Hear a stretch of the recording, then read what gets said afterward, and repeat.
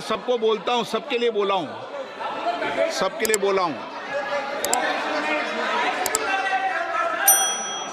Record में नहीं जाता कुछ भी। क्यों सदन में व्यस्त है? माननीय विदेश मंत्री जी। Speaker, sir, I rise to apprise this august House of certain recent developments pertaining to Bangladesh. As honorable members are aware, India-Bangladesh relations have been exceptionally close for many decades over many governments. Concern about recent violence and instability there is shared across the political spectrum. Speaker, sir, since the election in January 2024, there has been considerable tension, deep divides, and growing polarization in Bangladesh politics. This underlying foundation aggravated a student agitation that started in June this year. There was growing violence, including attacks on public buildings and infrastructure, as well as traffic and rail obstruction. The violence continued through the month of July. Throughout this period, we repeatedly counseled restraint and urged that the situation be diffused through dialogue. Similar urgings were made to various political parties, political forces with whom we were in touch. Speaker, sir, despite the Supreme Court judgment on 21 July, there was no let-up in the public agitation. Various decisions and actions taken thereafter only exacerbated the situation. The agitation at this stage coalesced around a one-point agenda, that is that Prime Minister Sheikh Hasina should step down. On 4th August, events took a very serious turn. Attacks on police, including police stations, and government installations intensified even as overall levels of violence greatly escalated. Properties of individuals associated with the regime were torched across the country.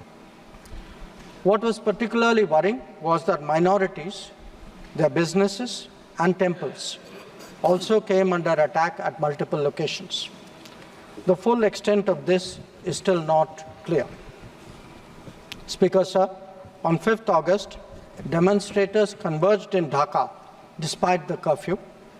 Our understanding is that after a meeting with leaders of the security establishment, Prime Minister Sheikh Hasina apparently decided to resign.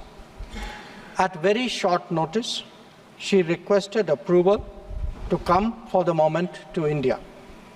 We simultaneously received a request for flight clearance from the Bangladesh authorities. She arrived yesterday evening in Delhi. Speaker, sir, the situation in Bangladesh is still evolving. The Army Chief, General Waqaruzzaman, addressed the nation on 5th August. He spoke about assuming responsibility and constituting an interim government. We are in close and continuous touch with the Indian community in Bangladesh through our diplomatic missions.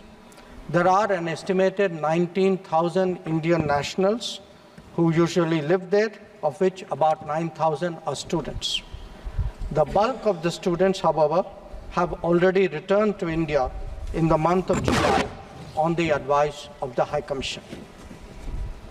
In terms of our diplomatic presence, in addition to the High Commission in Dhaka, we have assistant High Commissions in Chittagong, Rajshahi, Khulna, and Sylhet. It is our expectation that the host government will provide the required security protection for these establishments. We look forward to their normal functioning once the situation stabilizes. Speaker, sir, we are also monitoring the situation with regard to the status of minorities. There are reports of initiatives by various groups and organizations to ensure their protection and well-being. We welcome that. We welcome that and will naturally remain deeply concerned till law and order is visibly restored. Our border guarding forces have also been instructed to be exceptionally alert in view of this complex situation. Speaker, sir, in the last 24 hours, we have been in regular touch with the authorities in Dhaka. This is the situation as of now.